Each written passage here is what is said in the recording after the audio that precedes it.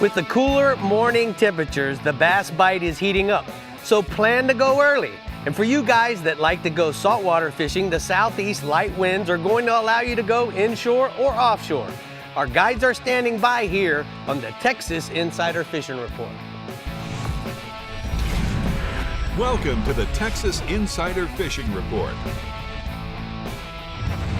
Presented by Yamaha. You're watching the Texas Insider Fishing Report, and we're your hosts, Brie Gabrielle and Captain Rick Murphy, with the best guides and captains from around the state, bringing you your official fall fishing reports. It's time for pumpkin spice and everything bites, right, Rick? You're right. Look at you go. I know. It's Wow. September. I'm getting all kinds of new ideas. Fall is September 22nd. Can you believe it? I know, already? and before you know it, you're going to be dressing up your little girl in a Halloween I'm so costume. excited. She might be Tinkerbell, I'm not sure. Oh, boy. We're still figuring it out. Well, Dave Ferrell at the CCA Workbench is going to talk to us about some bites today, aren't you, Dave? Yeah, you'll have to ask her. You're what going she to be wants King to Triton. She wants to be exactly. I'm going to be for Halloween. Poseidon. Poseidon. King of the sea. There we go. I'm thinking Little Mermaid. Talking about flounder gigging tonight. Perfect. We're going to talk Yeah, about that. see?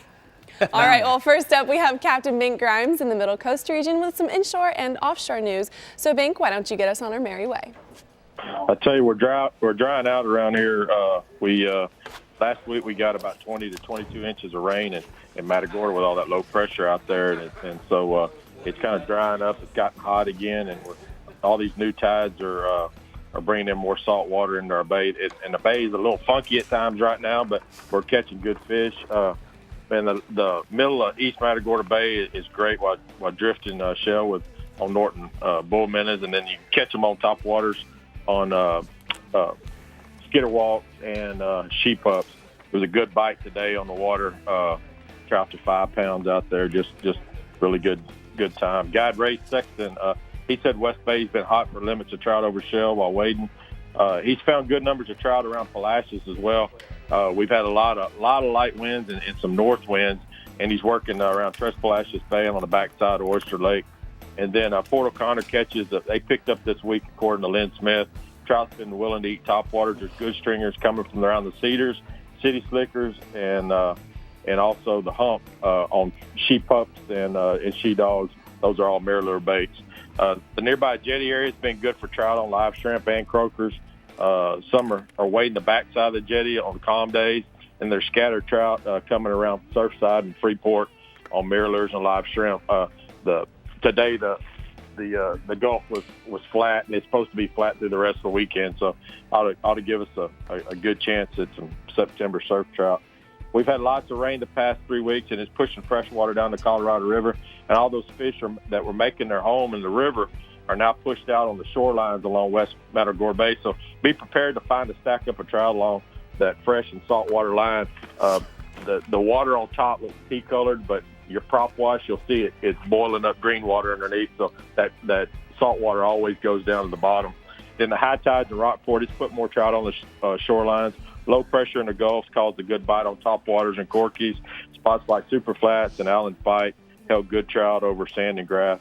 The photo there of Captain Tommy Alexander, he's trying to land a trout on one of those slow-sinking lee plugs. Inshore redfish, waders found good redfish in West Matagorda Bay while wading the south shoreline with croakers and live shrimp. They're casting to the points with gold spoons as well and gulps as well. All those points have shell on the end of them, and when that shell's covered up by water with high tides, there's always fish on them. Bull redfish have been found on the beachfront from Surfside to Port O'Connor. All the jetties are players as well. Surfside, Freeport, Matagorda are holding lots of redfish on cracked blue crab. Port O'Connor jetty is full of big reds, and in front of Bird Island, they're soaking menhaden and large table shrimp on that moving tide. And as always, those we're encouraging those slot-sized redfish. They school in bunches and two dozen or more. And we ask you to let go of the ones over 28. Those are our spawners. They're going to the ocean, the Gulf right now to spawn. Spots like Shell Island, Twin Island, Cutoff Flats, and Zipper and Bow and Matagorda are good spots. And then those back lakes, Mud Lake and Crab Lakes, are also players. And when the wind blows stiff from the south, many of those boaters are working the points and sloughs with live shrimp right along that grass line. Those windy points, that's what they're doing, because all that wind blows that bait up on the shore. We'll go Gulf trout. It seems the high tide and low pressure, it pushes these large Gulf trout in East Matagorda Bay, and those trout that 2 pounds are good on DOA shrimp while drifting. Spots like Boiler Bow, Don's Pipeline, and Alice are holding good numbers of Gulf trout.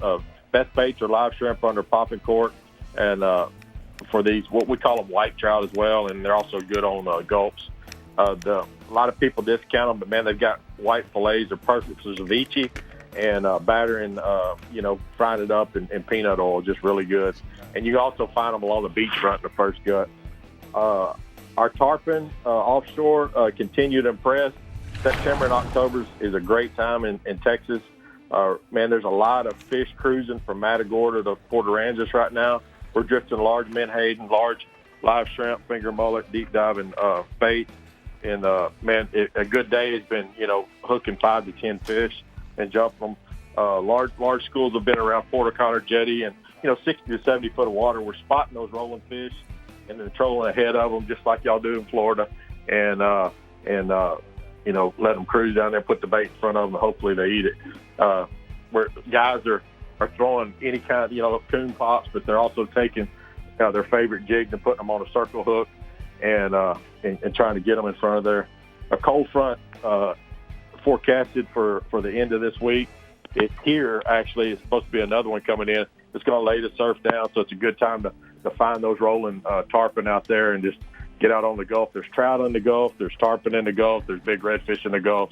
There's a lot of fish in Texas right now. That sounds like a good place to be, start in the Gulf. All right, Bing, thank you so much. We're going to go ahead and take a look at the hot spots from the Middle Coast region.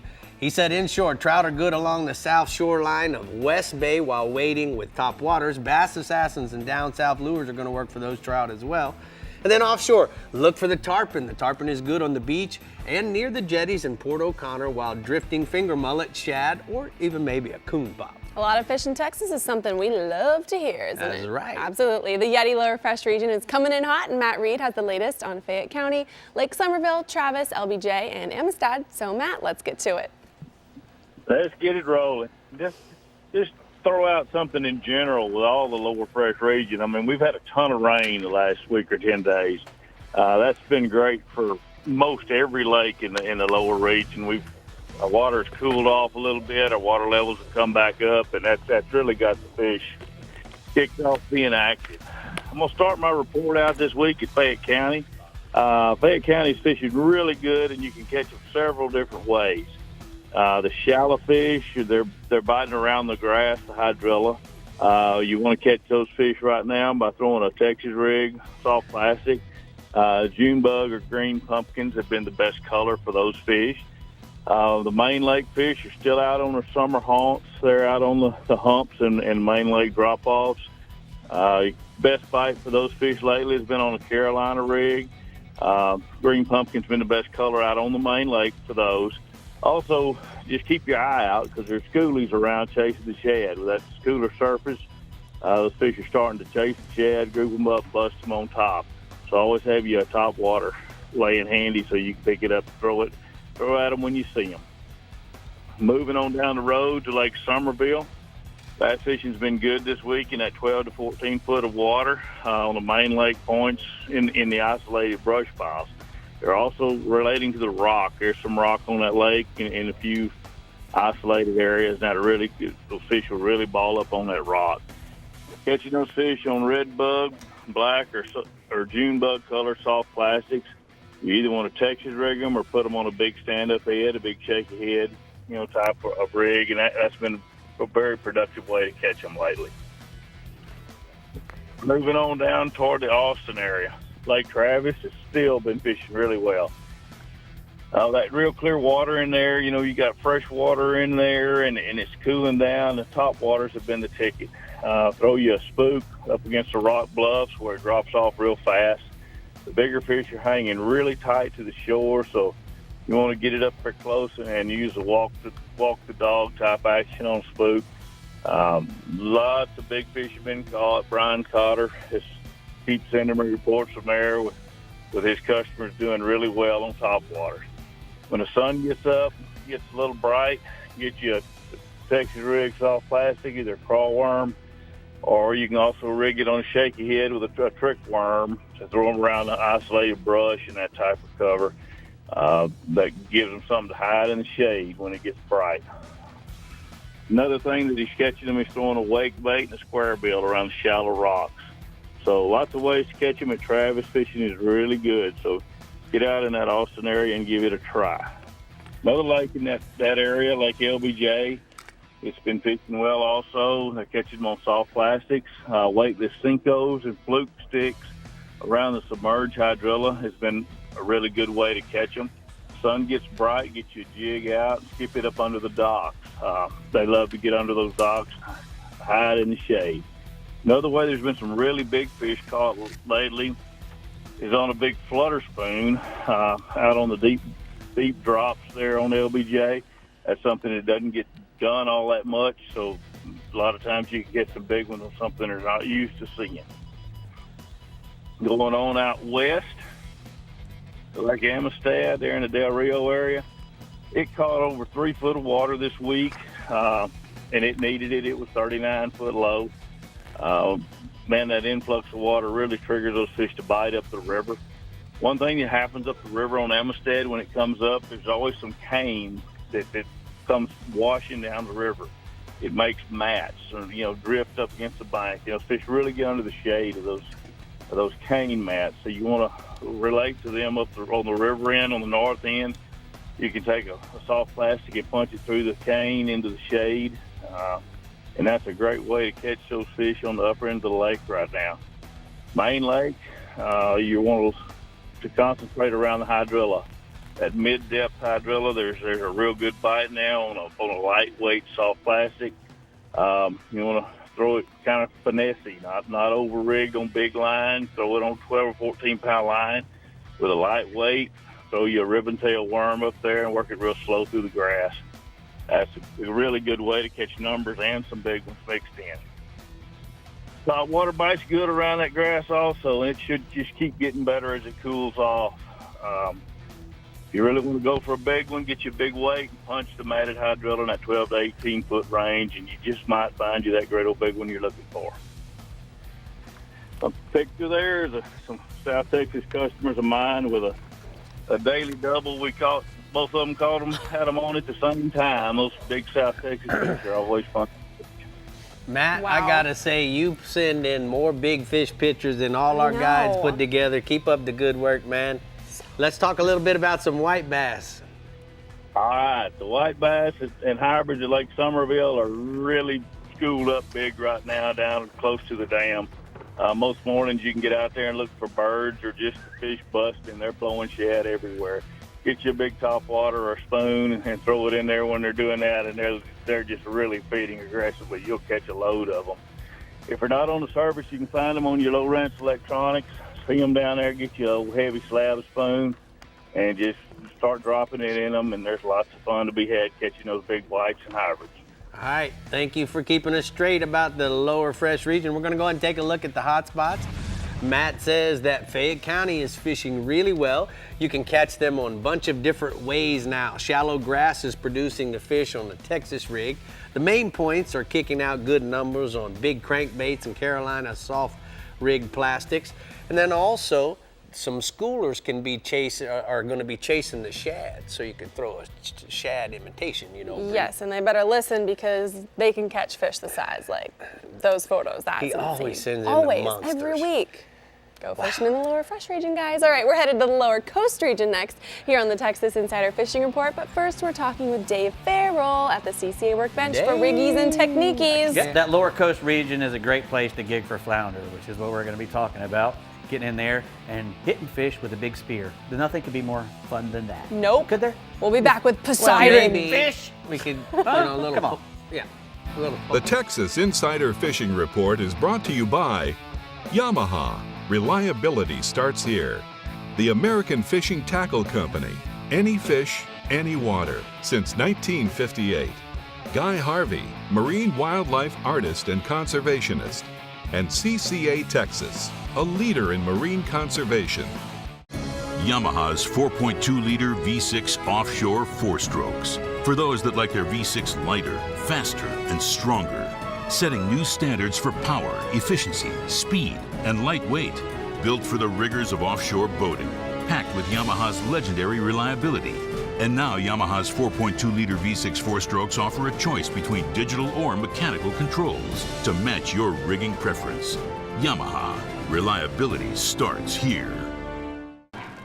Remember the glory days of gasoline? It's just not made the same anymore. Kick your gas into gear with StarTron. Pump up the performance in all of your engines. Cure the problems of ethanol with the power of enzymes. And maximize your mileage every time you drive. Kickstart your engines with StarTron. Outside is a bully. There are bears, screaming fleet-footed waters. Arrogant mountains. Goliaths. Goliaths. Goliaths. And 100 other excuses to stay inside. But there are ways to deal with bullies. CCA is the largest marine conservation group of its kind, with 70,000 members in Texas. CCA's mission is dedicated to conserve, promote, and enhance the present and future availability of our coastal resources for the benefit and enjoyment of the general public. So if you care about the health of our Texas coastal resources, join CCA today by going to their website, ccatexas.org, and help them make a difference. Use the promo code REDFISH to receive your free hat with your membership. CCA, the leader in marine conservation.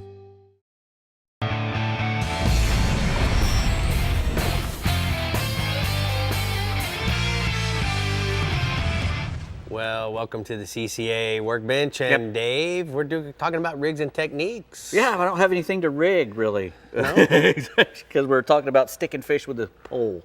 So, gigging flounder. The non-releasing type of fishing. Correct. Exactly. So how are we going to do this, Dave? Well, first off, flounder are the ultimate ambush predator. They lay flat on the bottom, and they got both their eyeballs on one side of their head.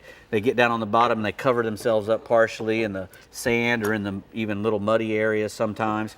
And when something comes over the top of them, they'll get up. They got wicked teeth, which a lot of people don't realize, but they'll jump up and grab stuff and swallow it immediately. So they like to be in a place where they can get down in a sand hole usually, and where there's some current that's going to come eventually and bring stuff to them, because they don't like to swim, to go get stuff. They can, believe it or not, a big flounder can move off and go get something if he wants it, but usually they're laying there waiting for stuff to come. So I talked to a fella in Rockport named Captain Joe Klaus, and he's been doing this flounder gigging for years and years. He has a special boat that's made just for it, and what they'll do is they'll go out there and they'll have a bunch of lights like these on the front of the boats, probably a lot better than these actually, real super bright LED lights, on a 12-volt battery, and they're pointed straight down into the water, so that you can spot those flounders when they're in 2 feet of water, or sometimes even 3 feet of water. Dave. Oh, one came off. Oh, there you go. You moved it. That's why. Is that what happened? Yeah, it's my fault. Yeah, of course. Okay. But anyway, that's what they do, and they'll either do that in a boat, where they'll have the front of the boat festooned with those lights pointing down into the water, or when you're waiting, you can just be walking along and with your own handheld light that goes actually under the water. And the guys on the boats, they'll have underwater lights as well. So you can do both with it. It's actually better if you have those underwater lights. And those underwater lights do 2 things. It's not only so that the people above can see the fish, but it's also it blinds the fish to your presence. If those lights are shining in their face, they don't want to move. It's blind. They don't want to move. Now, if there's a big full moon or something, or even just a bright night, with a half moon or something, and you cast a shadow over them, sometimes they'll take off. Most of the time they'll stay there, evidently. You can get up on them pretty close and get right up on them. But if there's a lot of light above, and you go over the top of them and cast a shadow on the fish, that'll make them spook off. You can still hit them with the spear, but that's what you want to do. So what you want to do is you want to look for those places where the sand and the grass come together, or there's a sandbar with some oyster shells nearby. They will get up on oyster shell, which makes them really hard to see, because a flounder can change his color to match the bottom exactly. and with speckles and everything, like a shell bottom or a sand bottom or whatever. So you really got to be, on top of it to what their camo is. and what they're on. And they're going to be where the bait is. And if you see a bunch of little flounders around, that means there's probably going to be some big ones around. So that, and they like feeding on small mullet, mud minnows. Correct. If you're in a place small where you're pogies. seeing Manhattan and finger mullet and shrimp, if you're in a place where these things come moving through, although you can catch them year round, the best times are in the fall and in the spring. In the fall, they actually close it down to you can only fish for them hook and line in November, and you can only take 2. And the rest of the year you can take 5. And December, the first half of December, you can take 2 a night for the first half. And then the last half you can go back up to 5, because that protects the spawn. They come back into the bays and spawn. And if you gig a few hours right before the low tide, you want to get there right when the tide's getting low, a couple hours maybe before the low tide when the water's moving a little bit, and then dead low tide. And then the first hour of the incoming. Exactly. That's probably your best time. So how are we going to gig them, Dave? Well, what you want to do is once you get up on the fish, you're going to see him down there. He's going to look like a deflated football on the bottom. Right. And you're going to try to have the guy with the boat maneuver the boat so you can get pretty close to the fish and without going over the top of it, obviously. Right. And you're going to get up close to him. And you want to turn the spear so that it's horizontal to the head of the fish. You want to try to figure out which way the fish is facing, because you want to hit him in the head or close to the head. And you want to hit him horizontal like this, right behind the gill plate, right there, so you're not messing up a whole bunch of meat. And you want to go all the way through and pin him to the ground, especially if it's a big one. Right. Because they can get away, they're pretty strong fish. But you want to pin him to the ground and wait for a few seconds until he stops that messing around, and then you want to scoop him up. You want to scoop him up like a shovel so you can get his head up so he doesn't fall off. Right. Right. So you want his wiggling back weight, on the exactly. gaff. You want his weight to come back on it. You don't want to come down this way, because you end up losing a lot of meat. And then plus, when you go to pick him up, you can flop him off. Flop him off. So anyway. Thank you. I learned that. Yeah, I can't wait to try it out. Let me make sure I get that gig to take home tonight. I got some things I want to do with that. Yeah, I gotcha. And I'm sure it has nothing get to the do kids with in line. gigging. That's what I need it for. College boys at home. All right, the Lower Coast region never disappoints, and Captain Chad Kinney is going to put you on them inshore and offshore. So, Chad, talk to us. I'll tell you what, we had a little bit of disturbance here recently, but that's already passed through, and I'll give you a good report here and let you know what to look forward to. So the redfish, they've been really good around Port Aransas jetties, Port Mansfield also. When the conditions are favorable, their bait balls are near shore. Jack Crevalle are all over them. Spanish mackerel there, kingfisher there, and there's plenty of pelagics out to eat. Moving on the inshore there, like I said, the redfish have been showing up around the jetties on the Lower Coast. 4 days, been having some good reports. Talked to Doug Stanford up there. We've been cashing them out over here. The tides have gone way up. The tides are actually extremely high. They're starting to subside now, but they're still up about 1.5 feet, 2 foot, which makes the actual inshore a little bit more difficult. Spreads those fish out, spreads the bait out, and stuff like that. But on better weather days, which we're going to have a lot of it here, look for those slot redfish and bull redfish at the jetties there. Get those deeper washouts. Look for some tidal movement. When I say tidal movement, I think the best is where it's kind of slack and starts pushing out just a little bit. Hit it there. If the tide's moving, 2-3 knots, just go ahead and hang it up for the day, because it's going to be too fast and the fish can't hang in that stuff unless you find a little cove or an eddy there, which should work well. Best bait on that stuff is a live finger mullet, croaker or piggies. Cut mullet and crab are also working really well on that, stuff like that. I've told you all in the past, but make sure you use heavy leader when you're hitting around the jetties or any structure like that. At least 40, 60 pound mono. Help with any abrasion, stuff like that. Use a Carolina rig. You can try to free line some of those, depends on the currents and stuff. We catch these big oversized, but there's plenty of them, in that 40, 45, 50-inch range. At least my opinion, definitely just go ahead and take a picture wherever you want to do and go ahead and release them. The slot ones are the better eating size. There's also been some black drum that also been moving up and down some of these passes. They're feeding on some crab and some shrimp also like that. You just never know when you really hit those, but I got a picture here of a monster black drum. Daniel, Daniel, wow. That. It is a tank. That thing's 40, 50 pounds. You can see them weight fishing. They're weight fishing off the edge of the east cut there. Wow. That's an unusual one there. So. Quite the catch. All right, what else you got for us? What's the next species?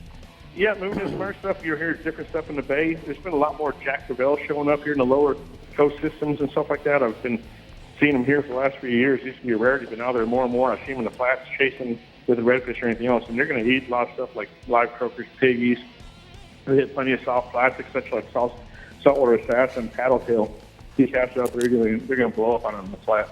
And once you hook them on light tackle, make sure if you're fishing live bait especially, you got your power poles down, stuff like that. You got to be quick. Whoever's your captain or your buddy or anybody else like that, you got to lift them up quick. They're going to be spooling you pretty quick. We're catching stuff on 3,000 side reels with a 12-pound test. So kick it up and chase these things down. When I say that, don't floor it and get your buddies at idle speed and kind of chase them around. They'll take you for a mile or so. Keep the drag at medium. It would be a great deal because they're going to fight to the end and make sure you net them head first and go ahead and do a release. So I got a picture of a client of mine here, James Cole with the Jack Crevalle we caught on 12-pound test and ended up being about a mile and a half down from where we originally hooked him. Wow, that's a cool picture, dude. All right, let's go offshore. And offshore, like I said, the conditions are going to revert back this time of year. It's actually my favorite time of year to fish, September, October here. Conditions are going to be good. Winter is coming up, so right now I'd go after, wahoo, tuna, all the plastics out there and stuff like that. Snapper fishing is still great in state waters and stuff like that. But right now, if it's up to me, I'd venture out deeper to shrimp boats and stuff like that. Figure at least 150 foot or better. Search for some blackfin tuna. There'll be some yellowfin once in a while. You can get one, it's going to be a big one. Wahoo, Dorado action. Use Rapala divers. That 20, 40 foot diver is going to work perfect for that. Also use some cedar plugs or feathers there in the mix. Hit them at 7.5, 8 knots is the ratio you want to be at. There's also been some scattered weed lines that's been out there.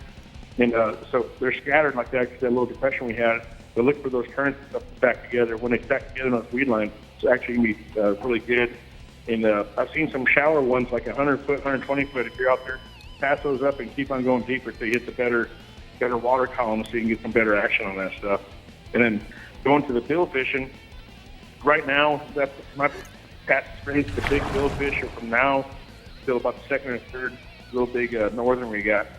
And so it's really good. Head up to the floater rigs or hit 100 fathom curve. Look for some weed lines. Like I said, they're going to be stacked up, I believe, or definitely bait working. I was up there today. I saw skipjack tuna working, blackfin tuna working, stuff like that. Also keep your eyes down deeper on the sonar for bait balls and stuff like that. Pull 5 to 7 lines.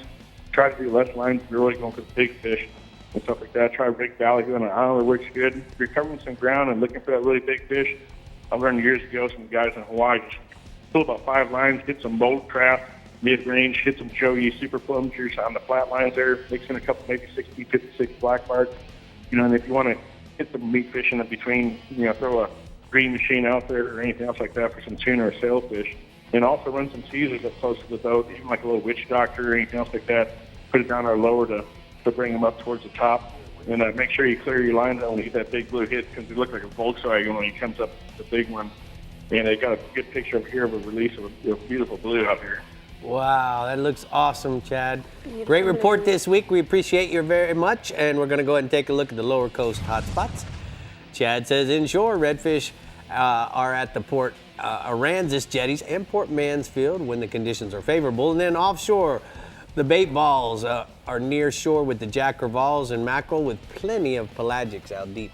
All right, Rick, every week we talk about the wonderful things CCA does for this great state, and they wouldn't be able to do it without its members. And speaking of, CCA has an incredible lifetime member offer we want to make y'all aware of. So if you sign up as a life member for $1,000, you will receive a Sims G3 guide jacket that retails over $500. CCA has 70,000 members in Texas, and over 1,800 of those are life members. For more information, you can go to their website at ccatexas.org. That seems like a pretty good deal. You're a life member. I am, and you are too. High five. I'm a legacy member. Oh, sorry, your legacy. Dave's Excuse a me. life member. Dave, life member. High five over life. there. Okay. All right, stay with us, Texans. We're dropping our lines in the Upper Fresh and Upper Coast regions next. And remember, for all things fishing in Texas, visit our website, like us on Facebook, follow us on Twitter, and view and tag us on Instagram. We'll be right back. My legacy and I. The Texas Insider Fishing Report is brought to you by Contender Boats, always in the game. Bass Assassin and Saltwater Assassin, the best lures, period. CCA Star, fishing fun for giant prizes and scholarships. And Costa Sunglasses, see what's out there. An entirely new species of extreme predator is moving offshore. The Yamaha 5.6-liter V8 XTO offshore outboard. Extreme big block thrust and power in the industry's first direct injection 4-stroke. Quiet, efficient, powerful, and proven Yamaha reliability. More than an outboard, it's a fully integrated power system. The all-new Yamaha V8 XTO offshore.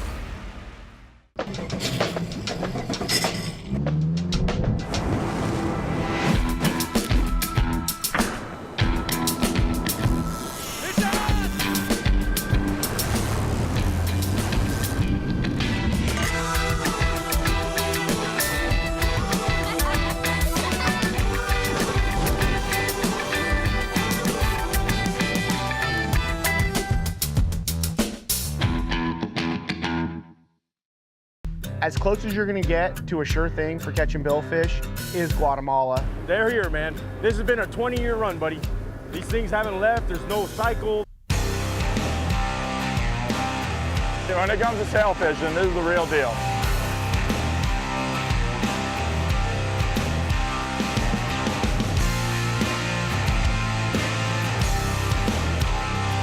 The amount of sailfish here is ridiculous.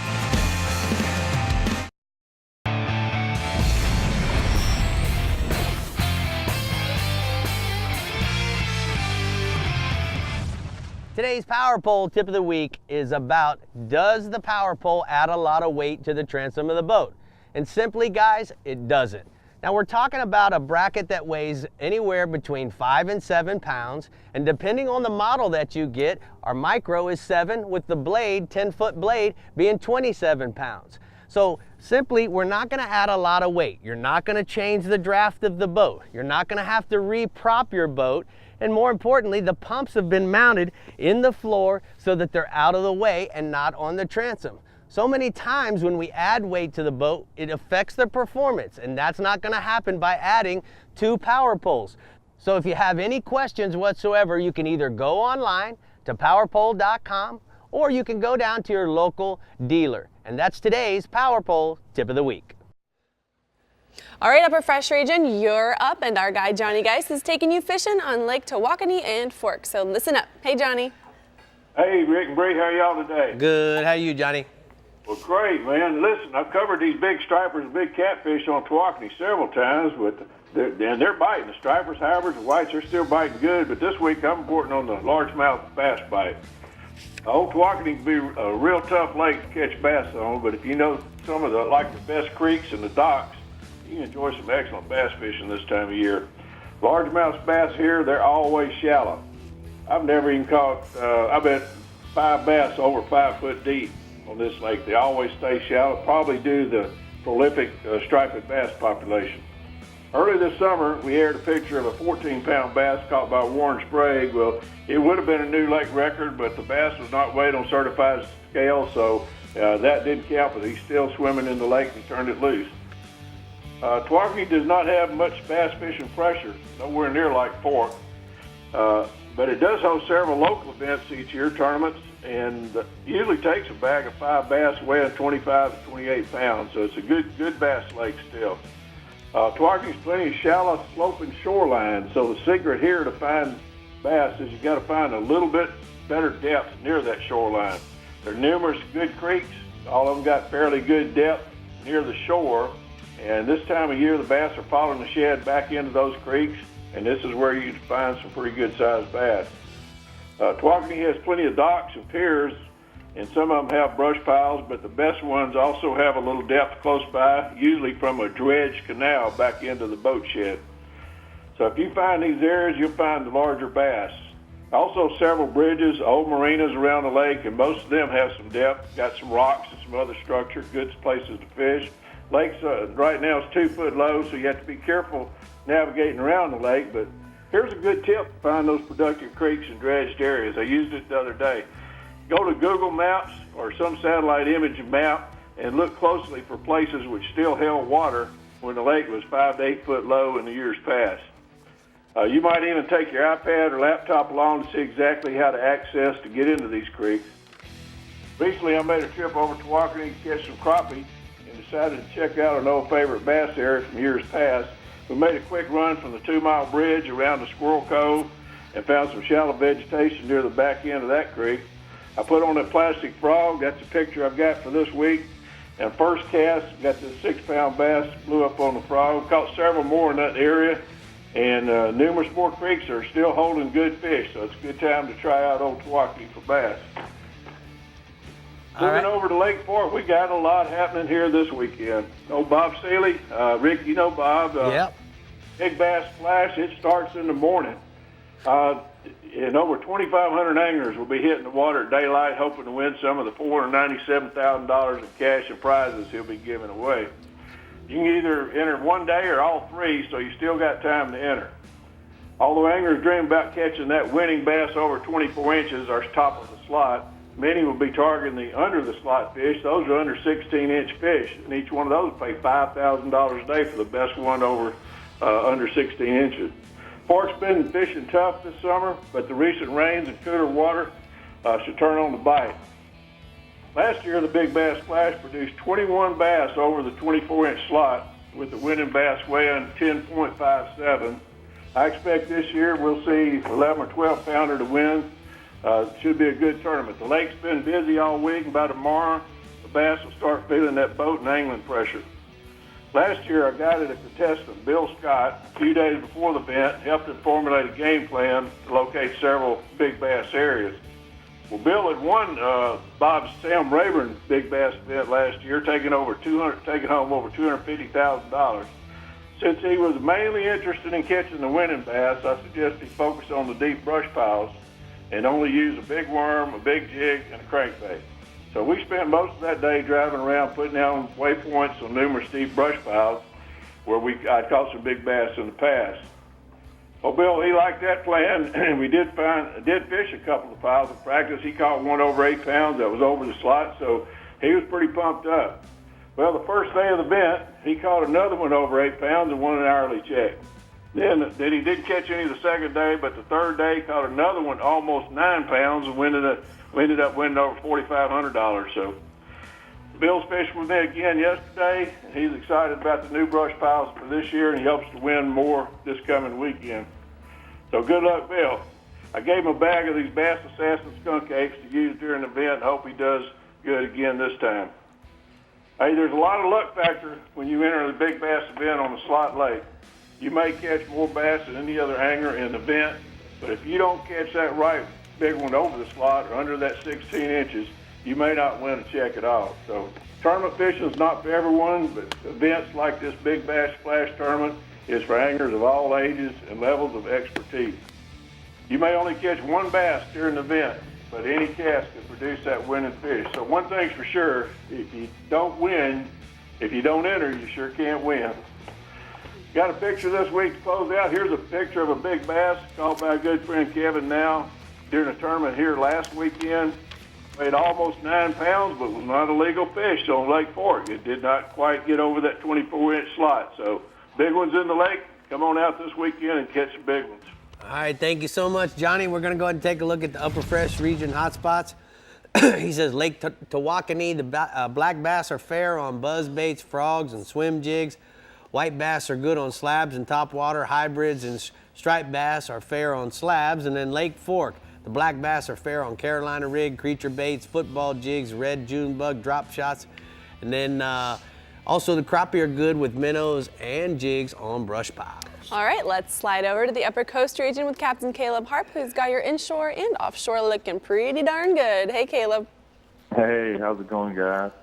Pretty good. Well, that's good. Well, hey, the rain's still been limiting us from doing exactly what we need to do to get out in the middle of the bay to catch a lot of trout. The biomasses of our trout are still out in that 7 to 11 foot range in the middle of the bay. So with all the thunderstorms, it's hard to stay on a good bite before getting ran off. It looks like this week might clear up a little bit, and when it does, it should be calm and the fishing should be good. In Trinity Bay, there's quite a few trout on the wells. September is always a really good time to hit the wells since it's primarily going to be calm most days. A lot of times when you're fishing the wells, you'll pull up and immediately start catching fish, and the bite will just randomly die. The fish haven't left, but what happened was you either spooked them with the trolling motor or a shark rolled in and spooked the bite. Trinity Bay is home to millions of trout, And when the sharks hear that trout, I'm sorry, it's homes and millions of sharks, and when those sharks hear those trout, thrashing around on the surface when you're reeling them in, they're going to come check it out, and that's going to turn that trout bite off, obviously. And so what you need to do to get you about 3 wells that you like and keep them on rotation, just bouncing back and forth, and that'll help your odds. But just remember to play the tide whenever it's starting or stopping, and small tattletales or a popping cork with a live shrimp underneath it will get you the most bites. And there's a picture there, actually, of a client of mine, Lucian, with a trout that fell victim to one of those sharks on the well. So just keep them coming in quick, and you won't have to deal with that. But also, the redfish, the redfish bite's still in pretty good all over the place. Pretty much any type of shell in 1 to 3 foot of water across the whole bay is holding the edge right now. And, in West Bay, the guys are doing pretty good on the reefs around the north shoreline, and as well as in the marsh ponds over there. And then in East Bay, the bite's still been decent on the north shoreline over shell and mud throwing spoons and topwaters. Upstream, up on the channel, it's still producing good redfish numbers around oyster shell and drop-offs adjacent to the channels on crankbaits, rattle traps, and gulls. And there's still a lot of redfish in the back of Trinity Bay around Jack's Pocket throwing topwaters and rattletails. In Sabine, the redfish has been plentiful on the Louisiana shoreline over oyster shell and clamshell throwing paddletails and swim bait. And their jetties are still rocking and rolling like normal, as well as the ship channel is still producing some good redfish as well. And going offshore, same story on offshore that we've been dealing with inshore. You're having to fight all the storms daily and lots of inconsistency. But the wind has down, so if you do catch a break in those thunderstorms to get out, the Dorado bite is still on fire and probably, the most consistent bite there has been. Just keep an eye peeled for anything floating, whether it be debris, weed lines, or any type of structure. And those guys have been doing really well. So sight casting chicken dolphin with small spoons, or for the bigger ones, throwing Islander, skirt of ballyhoo, and molly tip. As long as it stays calm, it's pretty much stay good. Then also, the other options in the Gulf are still happening whenever the weather is conducive. The beachfront's still loaded with bull reds, jacks, and sharks. And, from, about 5 to 6 miles out from the beach all along the jetties, just throw out some chum and some cut bait and you'll be hooked up. Captain James Fogg and all the Silver King Adventures boys are doing pretty good on tarpon whenever it's calm, throwing coon pops. And you can also chunk out some, live shad. The snapper bite's still good around rock piles and reefs, so just make sure you release those red snappers safely with a venting tool. And also the beeliners and mangroves are really plentiful, so you can, fill the box up doing that. Tuna bite's still an option, and the floaters also on the shrimp boats, and the amberjack are still really good on deep structure using a lot of hardtail. So hopefully this rain will get out of here for good, and we'll be able to get on some good action again. All right, thank you so much, Caleb. We're going to go ahead and take a look at the CCA Upper Coast hotspots. Ensure the trout on the wells in Trinity Bay are producing. Keep moving around if the bite slows up. Live shrimp under a popping cork and small paddle-tail plastics are going to work for those those trout. And then offshore, Dorados under the weed lines and floating debris and 40 to 70 miles out. Islander skirted ballyhoos and mahi jets are going to work for those Dorados. So Caleb's one of those captains. Let's move, we're getting sharked. He just got to reel faster. Yeah. Okay, thanks, Captain. All right, we've got your last captain in the Middle Fresh region next on the Texas Insider Fishing Report. Yes, but we also have some new products to show off with Dave at the CCA workbench, looking pretty fancy over there. Yeah, isn't that neat? I think Rick brought one of his pool toys in. He can float on this. This is a raft. Nice. A tool toy. A tool toy. Yeah, I know. It's I okay. blew it. We'll be back with lots of new products. I blew it, not to be mistaken by the pool boy. The Texas Insider Fishing Report is brought to you by Rapala. Catch the latest at Rapala.com. YETI, built for the wild. Building Conservation Trust, CCA's National Habitat Program. StarTron, cures and prevents ethanol fuel problems. And Casa Vieja Lodge, 5-star angling in beautiful Guatemala. When you've got an incredible opportunity in front of you, you want a Yamaha VMAX SHO behind you. Just ask 2017 Toyota Bassmaster Angler of the Year, Brandon Polinick. He'll tell you, if you're an aspiring angler with big dreams and a VMAX SHO, there's no limit to what you could achieve. Light, fast, fuel-efficient V6 performance and Yamaha reliability that lets you focus on your game. Nothing pushes you like a Yamaha VMAX SHO. And that's all we need. We need next quarter so we can just bonus everything. Yeah. stop working right now! Look outside. Is this spreadsheet weather? No, it's not. This is fishing weather. So stop clicking, get out there, and catch a bass.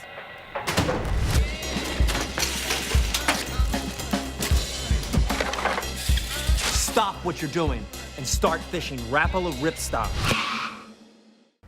Thanks for tuning in to the Texas Insider Fishing Report. Be sure to like us on Facebook and follow us on Twitter and Instagram to keep up with our captains, contests, and appearances. You never have to miss a show. You can find full episodes as well as special segments right on our homepage. Just head to TexasInsiderFishingReport.com for everything you need to know to stay hooked up.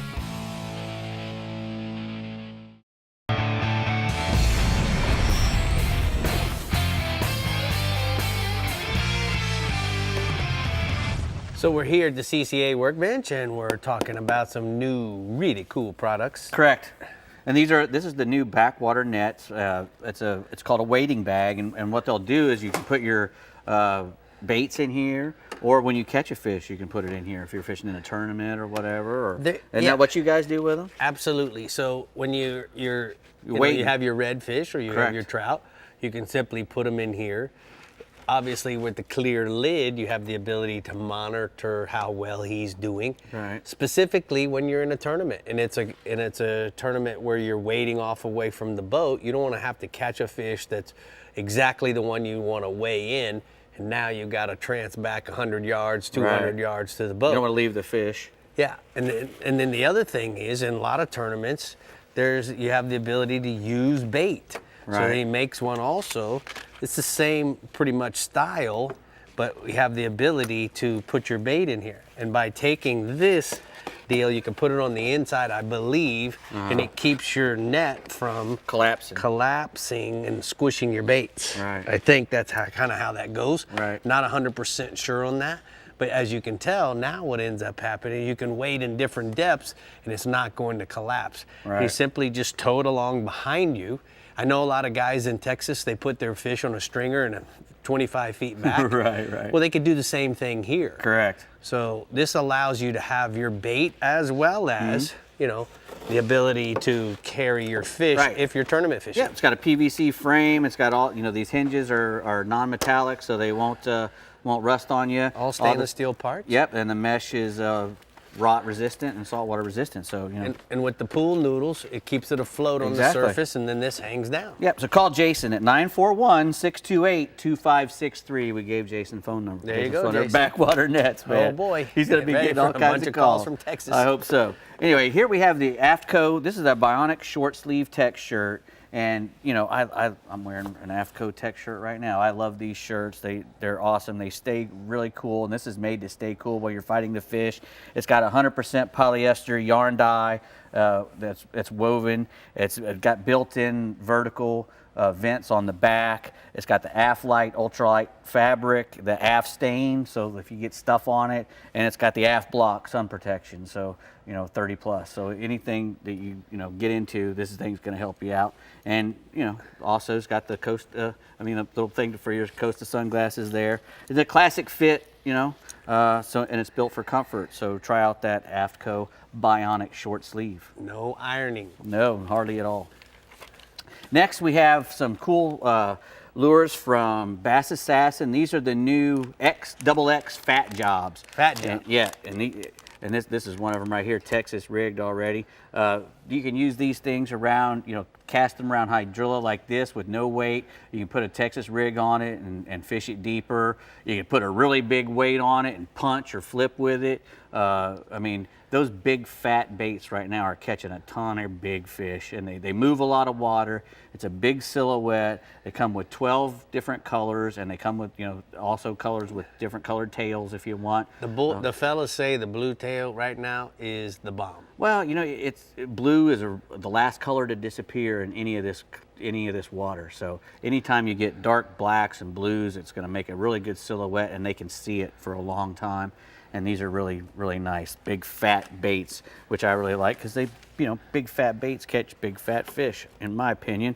All right, next we have some stainless steel cup inserts from Tigris, and these are made to go into existing cup holders to make them fit your YETI gear. These will fit not only the 20 ounce but the big 30-ounce ramblers. Also fits these the little low balls. Actually, low balls will fit in this little one especially perfectly. Correct. And And then stainless steel. That this has is the big 2 20. different sizes, Correct. so you can use the big 30-ounce or the 20. Right. Yeah. So very, very nice stainless steel from Tigris Outriggers, a 316 stainless to fit the 20 and the 30, and no more spilling your coffee when you're hitting Dave, the is it can drain the water when you wash the boats. Yeah, that's especially important. Yeah. Especially important because those things usually collect water. All right. All right, Bree, we got And other stuff. one more region to collect water from, so let's go. Yes, we do. The Star Middle Fresh region is last but certainly not least, and Captain Matt Loescher is focused on Toledo Bend and Lake Livingston. So Matt, go ahead and close us out. All right, Bree, I'm going to dive right on into it. It's humid over here. It's super hot and miserable, but, the dog days of summer are coming to an end, and days are getting shorter. It's got these fish moving around a little bit. We've had a lot of rain recently here in the Middle Fresh region, so it's kind of shaking things up a bit. So I'm going to start by talking about crappie on Toledo Bend and kind of what that's doing to them.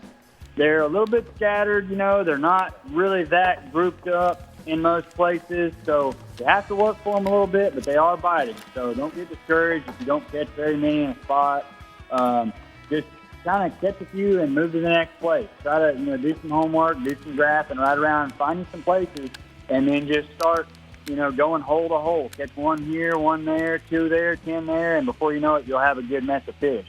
You want to focus on wood cover in 15 to 25 feet of water around the creek channels. So look for the stumps and the brush that's in that 15 to 25 foot of water range. And your live minnows, are always going to get you the most bites. But if you want to target those bigger fish, use that panfish assassin, tiny shad, or Cajun lure Slim Jimmy. Monkey milk and electric chicken are almost always my go-to colors, and that'll get you some bigger bites, especially if you've already located some fish and you can kind of sit back away from those fish and throw that jig to them and let it kind of just pendulum down over the top of them before you put the boat right on top of them. That'll catch those bigger ones that are more finicky. I've got a photo there showcasing kind of what we're catching right now.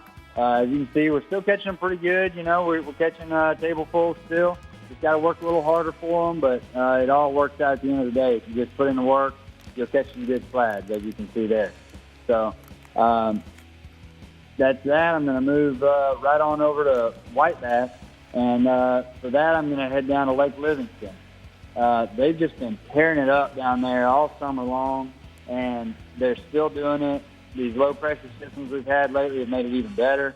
Simon Cosper with Get the Net Guide Service down there on Lake Livingston has been telling me that he is catching limits every day, and most of them right now are coming on topwater bait. The fish have been schooling on the birds a lot, thanks to this low-pressure system and stuff. Kind of got them moving around a little bit more, getting up on top some. So get out there and enjoy some of that topwater action.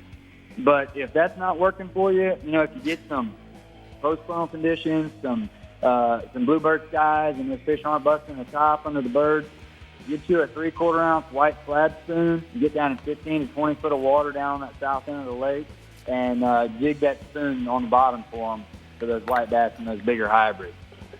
He also mentioned that there's been a good catfish bite on Lake Livingston, drifting with shad along the edge of the river channel.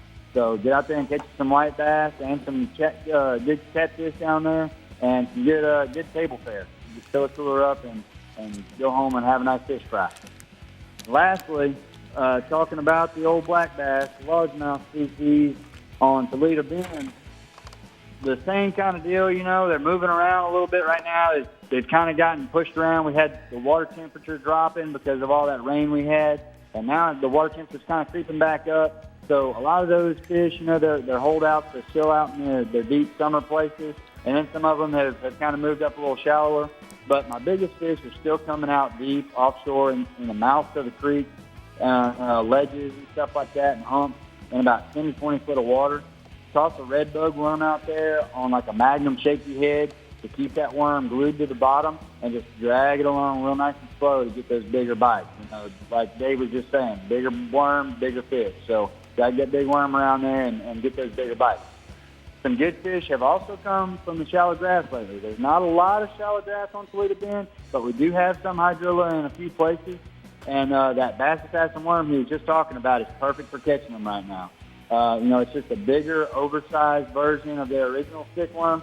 And it has that do-nothing action that those big fish just can't stand, especially when they're in that hydrilla. So use that old adage, big fish, big bait right now, and get out there in these last hot days and take advantage of that. And then over on Sam Rayburn, we got big fish over there being caught in a variety of ways as well, from deep to shallow. Bigger fish are tough to come by, but brush piles and grass are where you want to find them. The old reliable worm will get them in either place.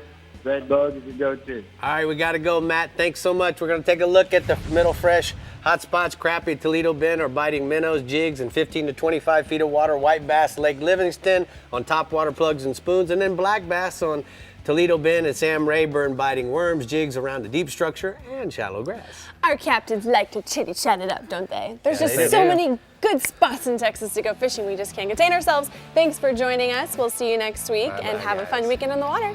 See ya. Bye-bye.